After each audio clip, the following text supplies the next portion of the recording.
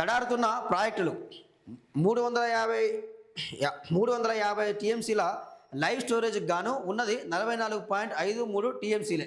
ఇక చూసిరా అండి, ఎల్నినో ఎఫెక్టా ఇది, మరి రేవంత్ రెడ్డి ఎఫెక్టా అర్థమవుతలేదు. ఇక నిజంగా చెప్పాలంటే ఇది రేవంత్ రెడ్డి తెచ్చిన కరువే. స్పష్టంగా చెప్పాలంటే రేవంత్ రెడ్డి తెచ్చిన కరువే ఇది. ఎందుకంటే వాటర్ ఎట్లా వర్షి పట్టుకోవాలి, ఎట్లా ప్రాజెక్టులు నింపుకోవాలి, ఎట్లా నీళ్ళు తీసుకురావాలనో ఆయనకు సోయి లేదు, ఏది లేదు.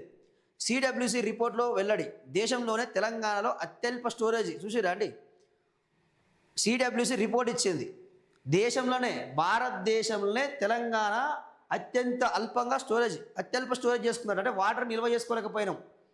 ఈ తెలంగాణ రాష్ట్రంలో వాటర్ని నిల్వ చేసుకోలేకపోయినాం అంటే ఏంది, సముద్ర పాలు చేసినామని అర్థం. ఇది సముద్ర పాలు చేసినాము, సముద్రంలో కలిసినట్టు చేసినామని అర్థం. ఇది మన రేవంత్ రెడ్డి ప్రజాపాలన, మన రేవంత్ రెడ్డి పాలన. సాగర్లో 6.5 టీఎంసీలే వాడుకునే వీలు, శ్రీరామ్ సాగర్లోను 16 టీఎంసీలే. ఆ రెండు ప్రాజెక్టుల కింద రాష్ట్రంలో 17 లక్షల ఎకరాల దాకా సాగు. చూడండి, రాష్ట్రంలోని ఇరిగేషన్ ప్రాజెక్టులు దినదినం దీనస్థితిలోకి జారుకుంటున్నాయి. వర్షాలు పడక, వరదలు లేక తడారిపోతున్నాయి. దేశంలోని అత్యల్పంగా నీళ్లున్న రాష్ట్రాల జాబితాలో తెలంగాణ మొదటి స్థానంలో ఉంది. దేశవ్యాప్తంగా ఉన్న 166 ప్రాజెక్టుల్లో లైవ్ స్టోరేజ్పై సెంట్రల్ వాటర్ కమిషన్ సిడబ్ల్యూసి ఇచ్చిన రిపోర్ట్లో కలవరపెట్టే అంశాలు వెల్లడయ్యాయి. గత వారంలో పోలిస్తే ప్రాజెక్టుల్లోని జలాలు గణనీయంగా పడిపోయాయి. రాష్ట్రంలో సిడబ్ల్యూసి 8 ప్రధాన ప్రాజెక్టులను మానిటరింగ్ చేస్తున్నది. Nagarjuna Sagar, Sriram Sagar, Jurala project, Kadem project, lower Maneru, Nizam Sagar, Singur, Musi ప్రాజెక్టుల డేటానే సిడబ్ల్యూసి పరిగణలోకి తీసుకున్నది. సో ఇక్కడ తీసుకుంది ఓన్లీ ఇవే, నాగార్జున సాగరు, శ్రీరామ్ సాగర్, జూరాల, కడెం, లోయర్ మానేరు. సో ఇవి మాత్రమే, ఓన్లీ ఈ ప్రాజెక్టులు మాత్రమే పరిగణలోకి తీసుకుంది. సో దీనికి సంబంధించే 350 టీఎంసీలు ఉండాలి. కానీ ఎంత ఉన్నది ఇప్పుడు, 43 టీఎంసీలు మాత్రమే ఉన్నాయి. దేనికి సరిపోతాయి, ఒక హైదరాబాద్ నారాయణ కూడా సరిపోయి నీళ్ళు, హైదరాబాద్ నారాయణ కూడా నీళ్ళు సరిపోవు. సో స్టోరేజ్ లేకుండా పోయింది. సో అంటే ఏంది, కాళేశ్వరం కాకనే, మళ్ళీ ఈ కాళేశ్వరం కాకనే ఇది, మళ్ళీ ఇది కాళేశ్వరం సంబంధం లేదు, అవి కాకనే ఇది ఓన్లీ ఈ లెక్క. అంటే మరి ఇవన్నీ పాత ప్రాజెక్టులు, ఇవన్నీ కూడా ఇవి కొత్తగా కట్టినవి కాదు. అంటే ఈ కాళేశ్వరం కట్టక ముందు, తెలంగాణ రాకముందు గివి వాడుకునే వాళ్ళం, గివి ప్రాజెక్టుల ద్వారా నీళ్ళు వచ్చేవి, గివి మాత్రం అందించేవాళ్ళం. సో దాంట్లో కూడా మనం స్టోరేజ్ చేసుకోలేకపోయినామంటే ఎలాంటి పరిస్థితిలో ఉన్నామో చూడండి ఒకసారి.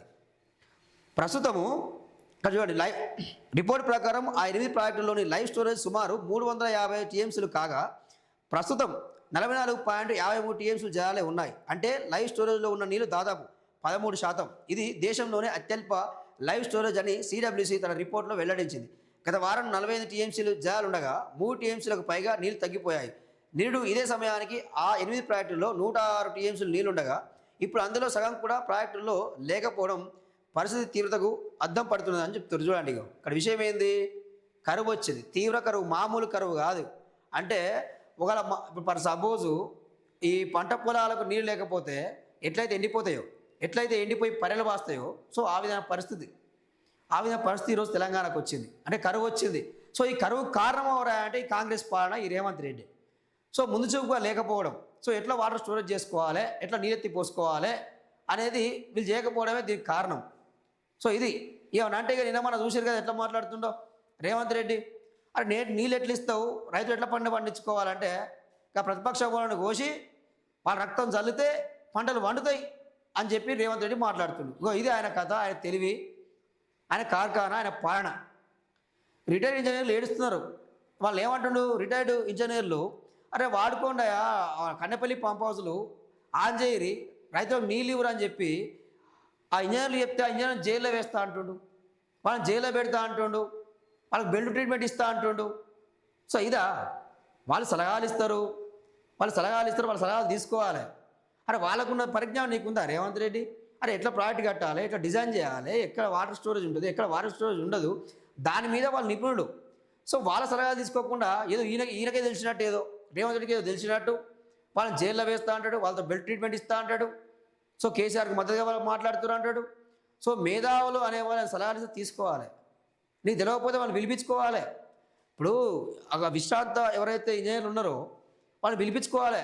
వాస్తవానికి రేవంత్ రెడ్డి పిలిపించుకొని, అయ్యా తెలంగాణ కరువు వచ్చిన పరిస్థితి, వాటర్ స్టోరేజ్ లేదు, మరి ఎట్లా, ఏం కథ, ఎట్లా మనం రైతులకు నీళ్ళు అందించాలి, సాగునీరు ఎట్లా అందించాలి, రేపు తాగునీరు పరిస్థితి ఏంది, మనం ఎట్లా ముందుకు పోవాలి. సో గిదిగా మాట్లాడాల్సింది, అదేది మాట్లాడకుండా వాళ్ళ మీద కామెంట్లు చేయడం, ఇష్టమైతే మాట్లాడు, ఒక ముఖ్యమంత్రి మాట్లాడే మాటలేనా అవి? ముఖ్యమంత్రి మాట్లాడే మాటలేనా అవేమన్నా? సో ఇంకేంది సాగర్లో పడిపోతున్నాయి. నాగార్జున సాగర్ ప్రాజెక్టులో లైవ్ స్టోరేజ్ 188 టీఎంసీలు కాగా ప్రస్తుతం కేవలం 6.5 టీఎంసీల నిల్వ మాత్రమే ఉండడం కలవరపరుస్తున్నది. చూసారా, ఎక్కడి 80 టీఎంసీ 180 టీఎంసీలు, ఎక్కడి 6 టీఎంసీ అంటే ఎండిపోయినట్టే లెక్క ప్రకారం. ఈ లెక్క ప్రకారం చెప్పాలంటే సాగర్ ఎండిపోయినట్టే. తెలంగాణకు అత్యధికంగా ఈ ప్రాజెక్టు ద్వారానే యాసంగి వానాకాలం సీజన్లకు సాగునీటిని ఇస్తుంటారు. నేడు ఇదే టైంకు ప్రాజెక్టులో లైవ్ స్టోరేజ్లో 45.41 టీఎంసీల నీళ్లు ఉండగా ఇప్పుడు అందులో కేవలం 14% నీళ్లు ఉంటున్నాయి. ఇటు ఉత్తర తెలంగాణకు అత్యంత కీలకమైన శ్రీరామ్ సాగర్ ప్రాజెక్టు అదే పరిస్థితి. ఈ ప్రాజెక్టులో 66 టీఎంసీల లైవ్ స్టోరేజ్ గాను ప్రస్తుతం కేవలం 16 టీఎంసీల నీళ్ళే ఉన్నాయి. ఇక్కడ నీళ్ళే లేవు. వరద రాకుండా ఎట్లా? మన దగ్గర వర్షాలు లేకున్నా ఎగువన వర్షాలు పడుతుండటంతో వరద వస్తుందేమో అన్న ఆశ కొంచెం ఉండేది. కానీ ఇప్పుడు ప్రస్తుతం మహారాష్ట్రలో వరదలు తగ్గుముఖం పట్టాయి. ఈ వారం నుంచి ఎగువన కూడా వర్షాలు తక్కువే ఉంటాయని ఐఎండీ అంచనా వేసింది. ఇప్పుడిప్పుడే కృష్ణాలో వరద మొదలవుతున్న తరుణంలో వర్షాలు తగ్గిపోతుండడం ఇక్కడ ఆందోళన కలిగిస్తున్నది. ఈ నెలంతా వర్షాభావ పరిస్థితులే ఉంటాయన్న ఆలోచనలతో వరదలు తక్కువే ఉంటాయన్న అంచనాకు అధికారులు వస్తున్నారు. అదే జరిగితే మన రాష్ట్రంలోని కీలక ప్రాజెక్టులకు వరదలు రావని, ఇరిగేషన్ అత్యంత గడ్డుకాలంగా మారుతుందని ఆందోళన వ్యక్తం చేస్తారు. సో ఈ ఎల్నినో ఎఫెక్టు వాస్తవానికి కూడా తెలంగాణ ఎడారిగా మారబోతుందా? రైతులకు కన్నీళ్ళు దప్పవా? రైతులకు కష్టాలు దప్పవా అంటే తప్పవనే పరిస్థితులు కనిపిస్తూ ఉన్నాయి ఈరోజు. ఎందుకంటే ముందస్తుగా ఆలోచన చేయకపోవడం. సో వర్షాలు పడవని చెప్పి ముందు నుంచి కూడా చెప్తూనే ఉన్నారు వాతావరణ శాఖ. సో వాస్తవం చెప్పాలంటే ఈరోజు రైతన్నలు మబ్బులకాయ చూస్తూ ఉన్నారు ఎప్పుడు వర్షం పడుతుందా అని. కానీ ఇప్పటికీ ఇది వర్షాకాలం లాగానే లేదు, వర్షాలు పడే పరిస్థితి లేదు. ఇంతవరకు కూడా తెలంగాణలో ఒక భారీ వర్షం పడలే, చిన్న కుంటలు నిండిన పరిస్థితి. వర్షం కూడా పడలే, ఇంకా ఎండాకాలం లెక్కనే ఉన్నది, వర్షాకాలం లెక్క కూడా లేదు. సో వర్షం పడ్డది, ఆ తొలకరి జల్లులు మన మీద పడితే ఎట్లా ఫీలింగ్ ఉంటుందో ఆ ఫీలింగే లేదు ఇంతవరకు. వర్షాలే పడిన పరిస్థితి. కొన్ని రైతులు పెట్టిన విత్తనాలు భూమిలో ఉండిపోయినాయి. సో చాలా దారుణమైన పరిస్థితి. ఈ టైంలో ప్రభుత్వం ఎట్లా వ్యవహరించాలి, ఎట్లా ఉండాలి?